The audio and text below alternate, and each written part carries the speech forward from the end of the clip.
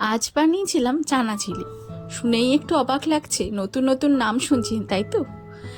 এতদিন শুনে এসছেন চিলি চিকেন, চিলি পনির, অনেক কিছু। তো আজ বানিয়েছিলাম চানা চিলি। সত্যি কথা বলতে এই চিন্তা ভাবনাটা এলো এভাবেই যে নিরামিষও খাবো, কিন্তু আমিষের মতো টেস্টে। সেই কারণেই বানিয়ে নিলাম কাবলি ছোলা দিয়ে চানা চিলি। প্রথমেই ছোলাগুলোকে কাল রাত থেকে ভিজিয়ে রেখেছিলাম। প্রেসার কুকারে 2-3টা সিটি দিয়ে নিয়েছি। ভালো করে সেদ্ধ হতে হবে। তো দেখতেই পাচ্ছ ভালো করে সেদ্ধ হয়ে গেছে।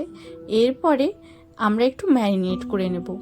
তার জন্য 1 চামচ মতো আদা রসুনের পেস্ট দিয়ে দিলাম, আর সামান্য কাশ্মীরি লঙ্কার গুঁড়ো, কারণ কালারটা যাতে ভালো আসে। আর এর সাথে অ্যাড করেছি সামান্য ধনে গুঁড়ো, জিরে গুঁড়ো। যেহেতু নুন হলুদ দিয়ে আগেই সেদ্ধ করা ছিল, সে কারণে আর নুনটা অ্যাড করলাম না। আর আমি এখানে সামান্য গরম মশলা অ্যাড করেছি ভালো টেস্টের জন্য, তোমরাও চাইলে অ্যাড করতে পারো। এরপরে 2-3 চামচ কর্নফ্লাওয়ার দিয়ে ভালো করে ম্যারিনেট করে নিলাম।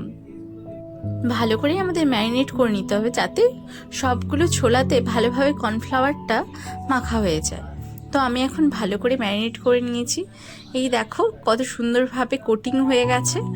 এরপর আমরা একটা ফ্রাইং প্যানের মধ্যে এই সব কর্নফ্লাওয়ারগুলোকে ফ্রাই করব।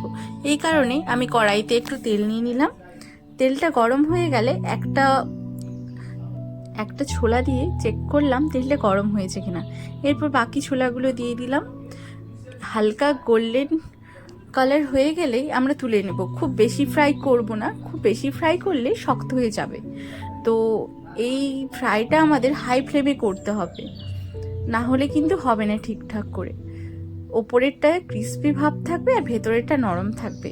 এভাবে আমি সবগুলো ছোলাকে ভালো করে ফ্রাই করে নিলাম। তো আমার ফ্রাই করা কমপ্লিট হয়ে গেছে।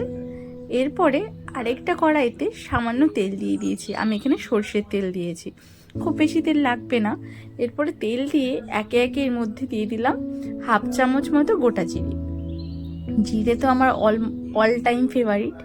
তারপরে আমি এখানে অ্যাড করেছি সামান্য 1/2 চামচ মতো আদা রসুনের পেস্ট, আর কেটে রাখা পেঁয়াজ কুচি আর ক্যাপসিকাম কুচি।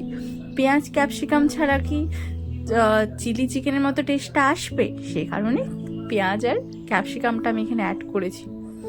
তো এগুলো অ্যাড করে আমাদের ভালো করে ফ্রাই করতে হবে। এই সময় গ্যাসের ফ্লেমটাকে লো রাখতে হবে, খুব বেশি আঁচে পুড়ে যাবে। তারপরে আমি এখানে দিয়ে দিয়েছি সামান্য নুন আর লঙ্কার গুঁড়ো, মানে কাশ্মীরি লঙ্কার গুঁড়ো, কালারটা ভালো হয় যাতে।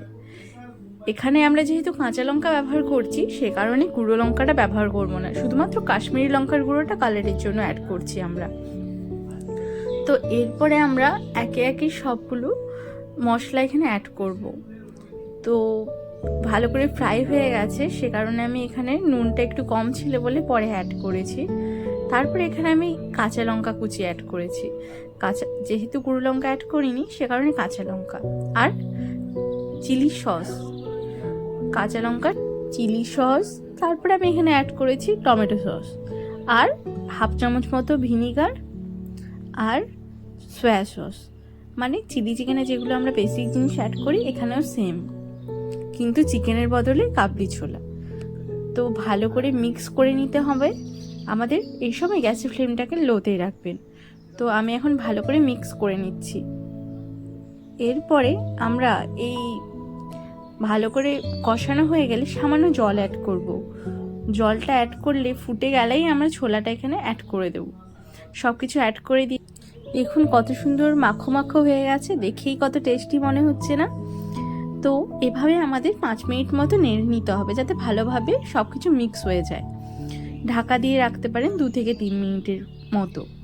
যেহেতু অলরেডি ফ্রাই করা আছে, সে কারণে খুব বেশি টাইম লাগবে না। এরপর আমি এখানে 1/2 চামচ মতো সাদা তিল অ্যাড করেছি। টেস্টটা খুব ভালো হয়, আপনারাও চাইলে অ্যাড করতে পারেন। এরপরে আমি একটু ধনেপাতা কুচি অ্যাড করেছি সবার শেষে। তারপরে এভাবে 2-3 মিনিট হওয়ার পর সামান্য চিনি অ্যাড করে নামিয়ে দিয়েছি। আমাদের রেডি হয়ে গেছে চানা চিলি। এভাবে আপনারা একবার বাড়িতে বানিয়ে দেখবেন। ভিডিওটা ভালো লাগলে অবশ্যই আমাকে কমেন্টে জানাবেন। আর সবাই খুব ভালো থাকবেন, আর আমার চ্যানেলটাকে সাবস্ক্রাইব করবেন। দেখা হচ্ছে পরের আবার কোনো নতুন রান্নার ভিডিওতে। Bye bye, tata.